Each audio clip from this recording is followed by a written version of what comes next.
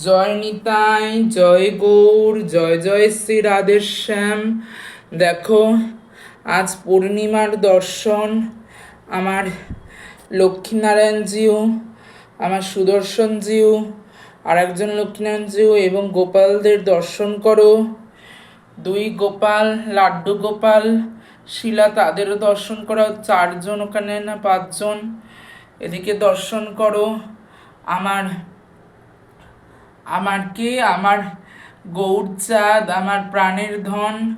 আর এদিকে দর্শন করো আমার কৃষ্ণ, আমার গোপীনাথ, আমার রাধা গোপীনাথ।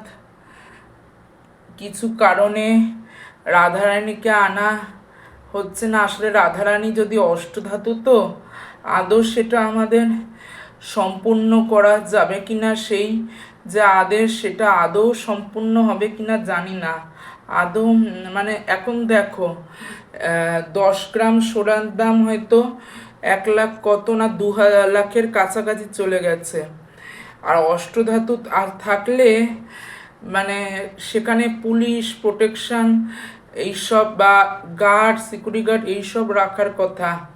আর আমাদের ফ্ল্যাট বাড়িতে তা মোটেই সম্ভব নয়।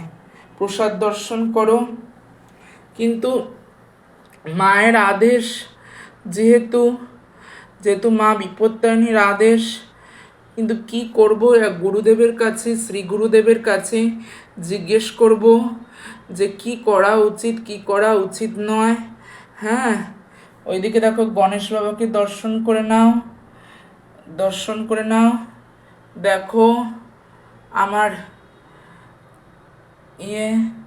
আমার রাধা গোপীনাথকে, এদিকে মহাপ্রভু, দাদামশাই, তারপর বড় বাবাজি মহারাজ, নিতাই গৌর, আর এই হচ্ছে আমার প্রাণনাথ, রাধা গোপীনাথ। দর্শন করো।